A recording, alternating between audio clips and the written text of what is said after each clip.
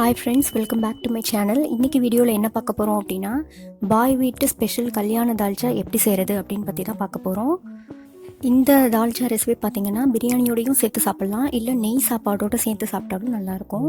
Okay friends, இதை எப்படி பண்ணுறதுன்ற பார்க்கலாம். வீடியோக்குள்ளே போகிறதுக்கு முன்னாடி வீடியோக்கு கீழே இருக்க ரெட் கலர் சப்ஸ்கிரைப் பட்டனை ப்ரெஸ் பண்ணி சப்ஸ்கிரைப் பண்ணிக்கோங்க. பக்கத்தில் இருக்க பெல் ஐக்கானை கிளிக் பண்ணிக்கோங்க. ஸோ தட் நான் போடுற எல்லா வீடியோஸோட நோட்டிஃபிகேஷனும் உங்களுக்கு வந்து சேரும்.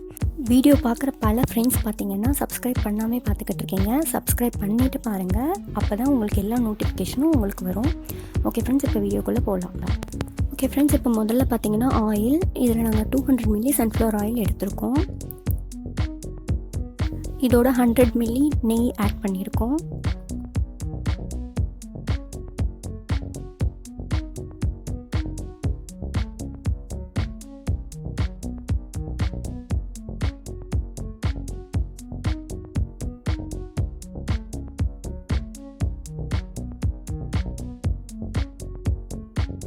இதில் பார்த்திங்கன்னா இஞ்சி 150 கிராம், பூண்டு 150 கிராம் ரெண்டையும் சேர்த்து அரைச்சி மொத்தம் 300 கிராம் அதை ஆட் பண்ணிக்கணும்.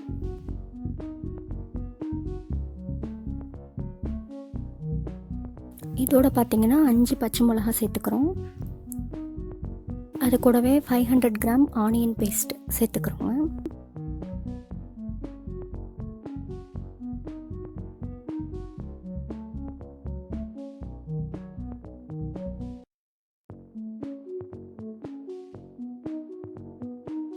இதில் வந்து கொத்தமல்லி புதினா இருக்குது, ஒரு கைப்பிடிங்க, இதையும் ஆட் பண்ணிக்கணும்.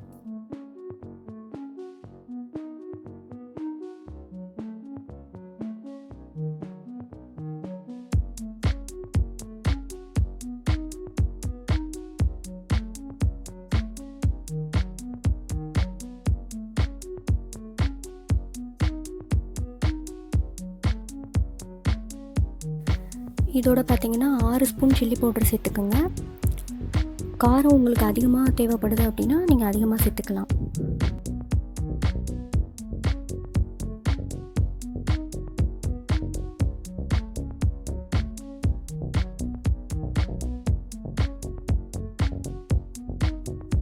இது எல்லாத்தையும் சேர்த்து அடி பிடிக்க விடாமல் நல்லா மிக்ஸ் பண்ணிகிட்டே இருக்கணுங்க.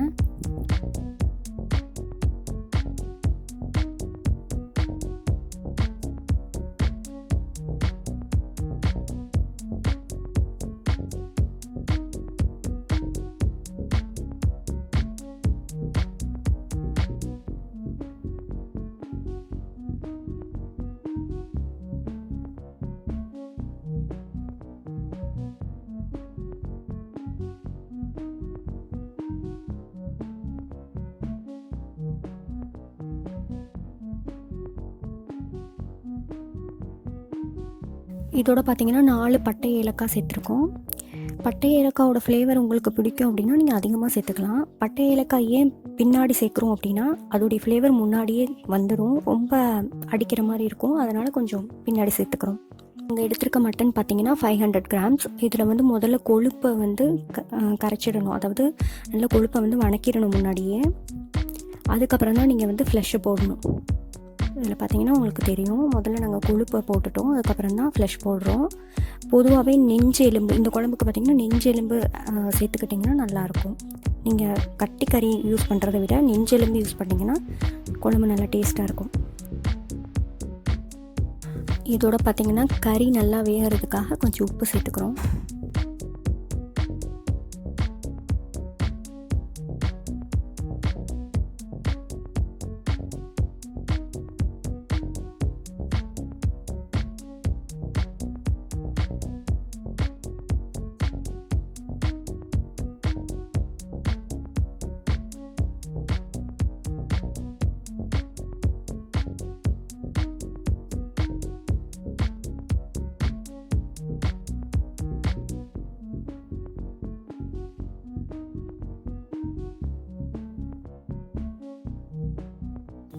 இதோட பார்த்திங்கன்னா 200 கிராம் தயிர் சேர்த்துக்கிறோம்.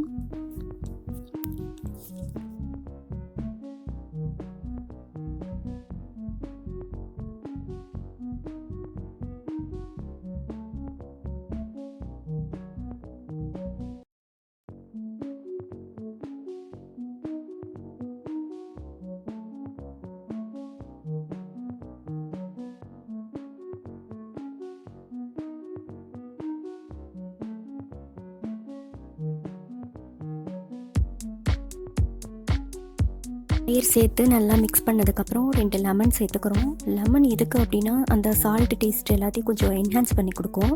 அதனால் லெமன் ஆட் பண்ணிக்கணும். எப்போவுமே நான்வெஜ் செஞ்சால் லெமன் ஆட் பண்ணிக்கிட்டால் நல்லாயிருக்கும்.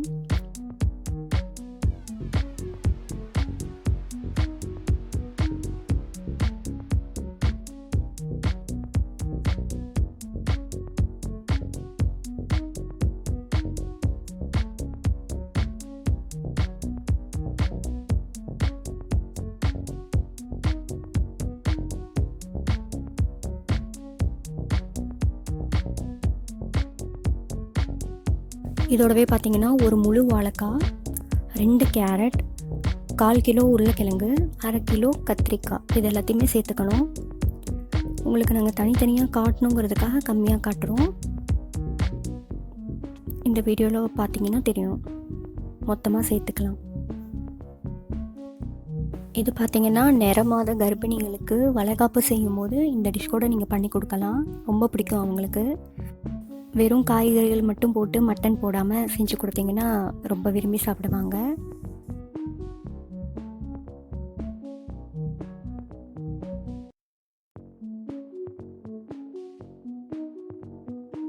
ரொம்ப முன்னாடியே நீங்கள் காய்கறிகள்லாம் சேர்த்துட்டிங்க அப்படின்னா காய்கறிகள்லாம் ரொம்ப வெந்துடும். ரொம்ப வெந்தாலும் வந்து நல்லா இருக்காது. பாதி தான் குக்காக இருக்கணும், அப்போ தான் நல்லாயிருக்கும்.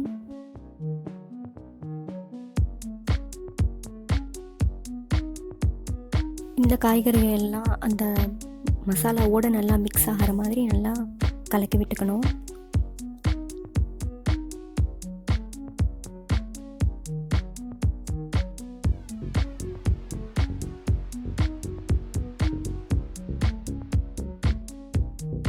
கொஞ்சோண்டு உப்பு, காய்கள்லாம் வேகிறதுக்காக கொஞ்சோண்டு உப்பு சேர்த்துக்கணும். உப்பெல்லாம் பார்த்து அளவாக சேர்த்துக்குங்க. பத்தலைன்னா கூட பிற்பாடு சேர்த்துக்கலாம். முன்னாடி அதிகமாக போட்டுறாதீங்க.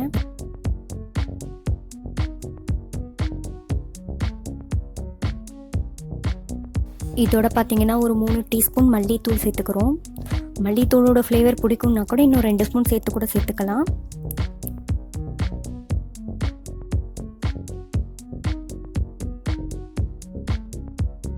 இப்போ மூடி போட்டு ஒரு 5 நிமிஷம் வேக விடுங்க. காய்கறிகள் நல்லா வேகணும்.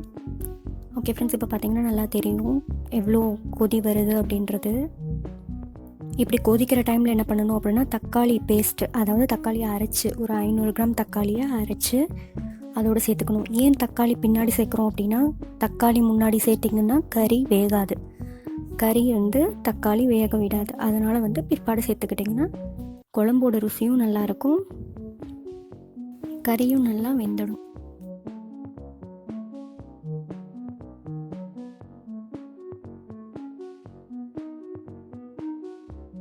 இது கூட ஒரு 2 கிளாஸ் தண்ணி சேர்த்துக்கலாம்.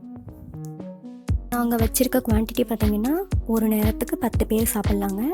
உங்களுக்கு இன்னும் குழம்பு இன்க்ரீஸ் பண்ணணுன்னா கூட நீங்கள் இன்னும் கூட்டி வைக்கலாம்.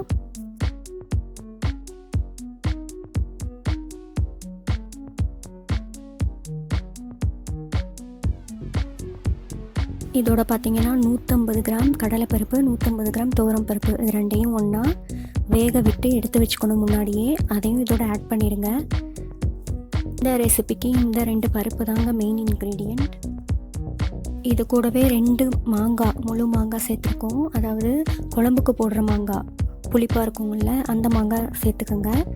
ரொம்ப மாங்காய் அதிகமாக நீங்கள் சேர்த்துக்கிட்டாலும் குழம்பு ரொம்ப புளிக்கும். கம்மியாக சேர்த்துக்கோங்க பார்த்து.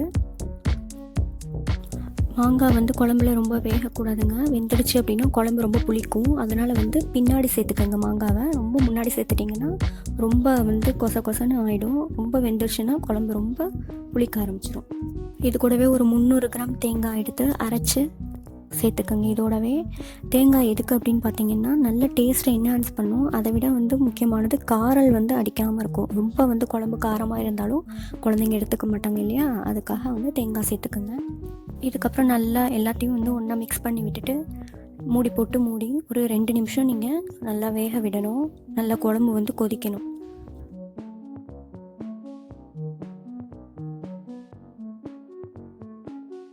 ஓகே ஃப்ரெண்ட்ஸ், இப்போ 2 மினிட்ஸ் குக் பண்ணியாச்சு.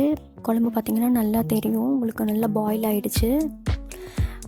இதுதான் வந்து பாய் வீட்டு கல்யாண தால்ச்சா.